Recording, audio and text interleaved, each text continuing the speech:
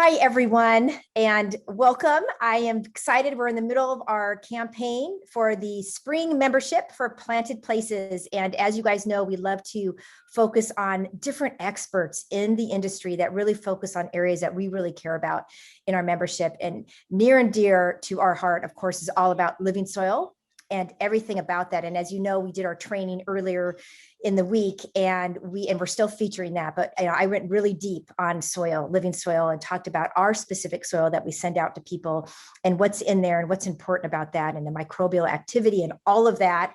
As you know, I love to talk about that. And I'm so excited today because I've got Dr. Phil Freese here with me, and he has a PhD in molecular biology. And what is exciting about Phil is he has spent pretty much his entire life career on winemaking. And he's going to tell you about that. He's got a company called Wine Grow, and it's all about growing the grapes. And I don't even want to take any more from him. I want him to talk to us about it, but it comes down to soil, right? Thank you for the introduction. And I oftentimes say the dirt makes the difference. So what I do is I say to the winemaker, what do you want to produce? What's the wine? Let's describe the wine. Sometimes we'll taste other people's wines.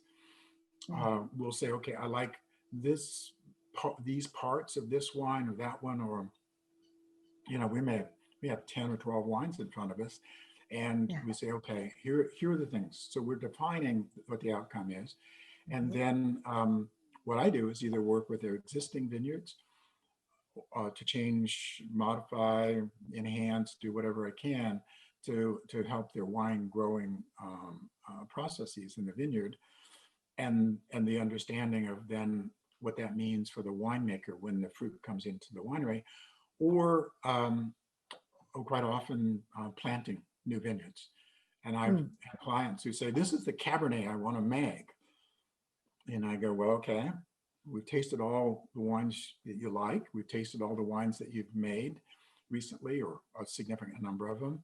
Plus, we've tasted the wines that you have in the cellar from the most recent vintage that you are anticipating blending into the wine that you want. And on a rare occasion, I say, it's not going to happen. From those components, you aren't going to get to this wine that we're defining. And then some people say, thank you very much. Been nice talking to you. Others say, well, let's go plant the vineyards to do that. And that's really fun. And that's what we did, my wife Zelma and myself, is we did that basically. We were invited professionally to South Africa to talk with and bring ideas to the South African wine industry, both the wine producers and also the grape growers. And we were so smitten with the wines, the peoples, the places, people and the places, that we said, well, we ought to be growing wine here. And so they had another great, we could actually afford to buy. We purchased 100 acres of land. There was virgin land, never been planted. And then started working with the soils and the site and all the environment and so forth to design and then plant a vineyard to produce just red wines. And we're just what we call red Bordeaux varietals. So we'd go Cabernet Sauvignon, Cabernet Franc, Malbec, and Merlot. And then people are going to say, okay, now where's number 5? Where's Petit Verdot? I could tell from tasting other people's wines and from looking at the soil and the site that Petit Verdot was not necessary for us, because oftentimes it's selected and used in blends to add a lot of kind of power, concentration, intensity, and a tannin construct to the wines. And I knew this piece of dirt that we had did not need that. So that's what I do, is I look at the soil and I look at what we want to do, and I say, okay. And we bought the land with prime focus to do a red Bordeaux varietal wine, or it turned out wines, and that we knew from seeing the soil that we didn't need the Petit Verdot. So this is fascinating. That's kind of an example. Yeah, I mean, so this is fascinating. I mean, it's a great lead into the most obvious question that I'm dying to ask you, which is how do you know simply by looking at the soil? I'm assuming you're testing the soil, you're doing things to the soil. How do you know how that is going to impact what the wine is going to turn out to be? That's one of the great questions. Yeah. First of all, the soil has obviously chemical properties and has physical properties. Mm-hmm. And those physical properties and the chemical properties are really, really valuable. So we do a lot of analysis. The physical properties are then sort of I would call the structure of the wine that you want Okay. to make. We can do chemical additions to the soil and nutrients if we're low on potassium or calcium or something like that. Mm-hmm. I'll tell you, soil is really hard. It's highly buffered is what I would call. You think about if you dug out of your garden a 1 by 1 foot square and then went down 1 foot, that is probably has, I don't know, some millions of microorganisms in it. Yep. It has all kinds of macroorganisms in it. It has lots of mineral nutrition that's basically determined by how much clay you have in the soil. Clay has a lot of negative particles on the surface of those really fine particles of soil, and those are exchange sites. So they hold positively charged cations, and they're the exchange surface. So that is a lot of soil to try to change 1 cubic foot, let Right. alone on a broad acre. So pretty much you have to start with something that's pretty permissive. Mm-hmm. But how do you know what to do next? And that is what we call an embodied knowledge skill. Yeah. And it's just doing a lot of it. And it's looking at a lot of sites, understanding the physical and chemical, obviously the environment, the environment where you are has a lot of impact as well. And so I would like to go through and, talk about the details of that, but that would take probably about, I mean, there's a reason why those are multi-semester courses in Yeah. advanced university classes. So let me just say that soil content, how it's made up, how much sand, silt, and clay are in the soil is that basic triangle of a soil. Mm-hmm. Of course, in lots of places, we plant vineyards where there are what we call non-soil particles. That's a fancy name for rocks. Okay. And and then, of course, there are lots of places for sand where there's more sand. And so again, sand doesn't have that same coating on the outside of it as the clay particles do. So you want some clay in the soils for a perennial crop. Mm-hmm. And we also want for grapevines, we can get the roots to go really deeply. And the reason we want to go deeply is that I will talk a lot in a normal circumstance. I'll talk about water regulation to the vine. Mm-hmm. And so the soil physical chemical properties have a lot to do with how much moisture is available for the vine during the course of the growing season. But what I like to do is I like to scare vines. So basically, we know, and I know that a certain stage after the growth begins and after the flowering occurs, that after flowering, about 65 days later after flowering, and that works pretty much anywhere in the world with any variety, the vine, the grapevine, I'm talking about wine grapes here, is going to go through a process of veraison where it wants to change that growing berry into a maturing piece of fruit. And at that time, if we limit the moisture that's available, not cut it off completely, but if we limit the moisture that's available, that really encourages a lot of flavor development and aroma development and keeps the berries small. And so the skin is where most of the flavor and aroma comes from. And so we want a small berry. And if you do the, I guess it's geometry, You remember the formula for the area of a sphere. Mhm. The smaller and smaller the radius or the diameter of that berry, the larger the surface area is. Mhm. So within reason, we want a small berry, a lot of surface area, a lot of concentration. It means there's less juice inside to dilute those aroma and flavor compounds. All of those things that we're driving for, the end in mind, are influenced by the soil and it's the chemical and physical properties of it. So, what's interesting, when you talked about clay, and I think about how clay, oftentimes, if you have a lot of clay in your soil, it doesn't drain as well. But yet it's really important for, as you were mentioning, more of the kind of the minerals and that chemical activity, the cations, anions interacting.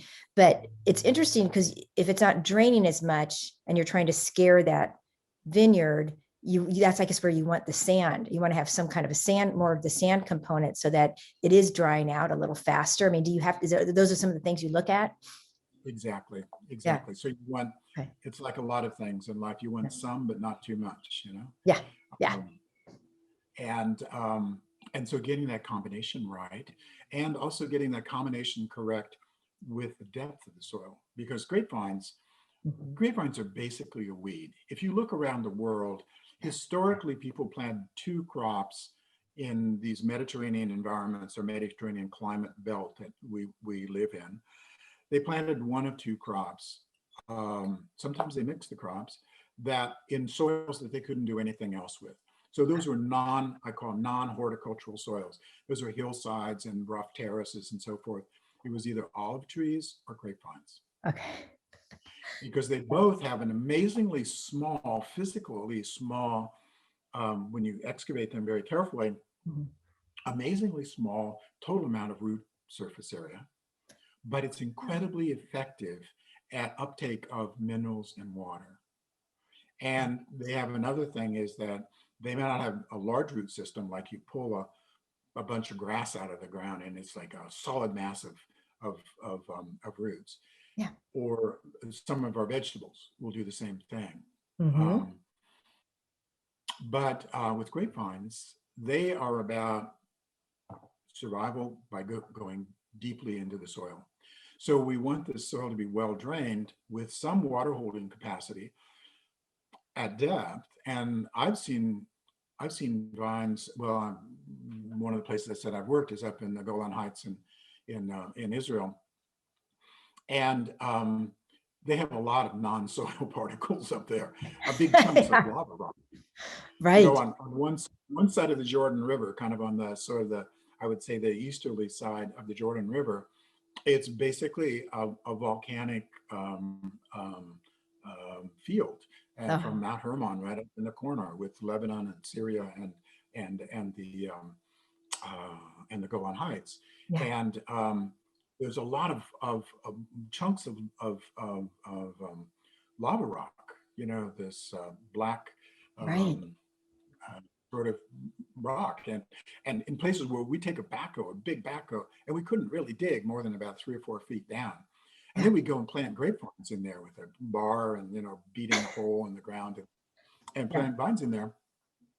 And in some of those cases where we could get in later with a backhoe, we could look down 6, 7 feet, and 2 and 3 years later, those roots are down in there going, I know there's water down here somewhere. It just keeps going.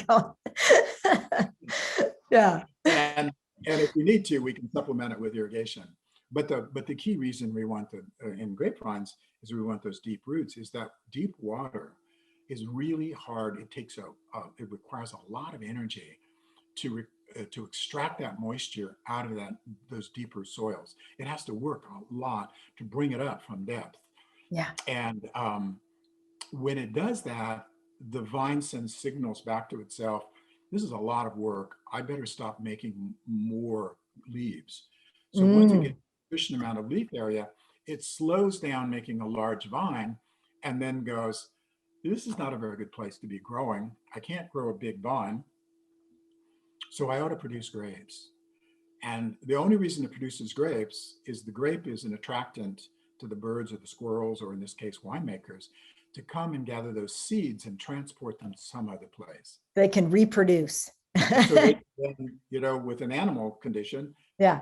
they can reproduce, and they Yeah. can say, maybe by dumb luck, this is going to be a better spot where Right. it's not going to be so difficult. And you see them, out when you walk through the woods and so forth. You see, even in California, you see in other places in the US, you walk out in the woods or by creeks and you see wild grapevines. And what do? They grow all the way to the top of the foliage. And once they get to the top of a tree or a bush or something like that, the top can no longer be supported by growing up. It falls over. And at that point, then it's also limited for sunshine. And so it says, another case, I'm limited for sunshine. I should make seeds, make berries and make seeds so I can be distributed someplace else. There's a lot going into it. Yeah. But I think what was good is we did talk about kind of some of the basic principles of physical characteristics and chemical characteristics of just soil and how you have, before you even decide where you're going to plant your vines, the importance of that. My last question for you, and it's funny, I'm coming at it from a growing food perspective. And that is, a lot of times when we talk about like the living soil and what we're doing there and getting the macronutrients and the micronutrients in there, we're talking about the microbial activity happening, the biology of the soil happening. And is that equally as important when you're growing wine, or is that more of a, because you think about like I'm growing a kale and, and there's a lot of rich vitamins and minerals in that kale. And I got to make sure that soil is as healthy as can be, because not only is it, and you can see it when you're growing a Swiss chard or something, it looks like plastic because it's just so vibrant with, really that's the nutrition that's sitting in those leaves. So do you think about it the same way? Clear answer is yes, but I'm going to tell you why. Okay. And I'm going to try to make this really, really short and sweet because it's a really key part of it. And I think you say it in all the time. You need living soil, and living soil is all of this microbial life that's going on. And in your case, you're not looking to have earthworms and other critters in there because you're doing this in a different situation. But I will say, at the interrupt for a second, I will say they just appear because they find that good soil. And of course, I train people that like that's gold. Like that is a great thing. You want those worms in there. You absolutely, we send people worm castings, but you actually want them to appear. But some people freak out about that. But that is, like you said, that is kind of that's the pinnacle of it. But yeah, go on. Yeah, the worm castings are basically, I talked earlier about these coatings on the outside of soil particles that hold the minerals. Well, worm castings are part of that. They help with developing that characteristic. They also help and you indicated correctly that clay soil can be so tight, so small in particle size and not enough kind of roughage or sand particles in there that they actually cake up. And some people are probably watching this and thinking, my soil turns into like an adobe block in the summer when it dries out, and the shovel bounces off when I try to jab it in there. Yeah. But basically what we want to do is to get the microorganisms that are contributing to the soil health. Some are breaking down macromolecules, pieces of organic material, making it smaller, so that the next stage, it's like an assembly line tearing things apart. You get the larger organisms breaking things down, you get worm castings, then you get bacteria and fungi that feed on those, and they break those down further and further into smaller and smaller pieces until you're at something that is a particle size, at an elemental size that can actually pass through the cell wall into the root system. And there are some fungi that are particularly good at that. They're called mycorrhizal fungi. And mycorrhizal fungi, and some are, penetrated or actually living inside the root. Some are penetrated the root and are actually forming another web. You think about roots in soil. You pull up one of your vegetables or something out of a pot, and you see these roots going everywhere. Well, what you don't see is on every one of those roots, there are these mycorrhizal fungi that have amplified the surface area of that root system by making their own microscopic kind of web that goes out. So when people talk about a soil food web, it quite literally is a web. It's a series of webs. And that's what we're trying to enhance so that you get this mineral nutrition and the other goodies that need to come in for the building blocks for that plant to grow, produce whatever we're going to do for food or wine or whatever product we're looking for. Yeah, that's great.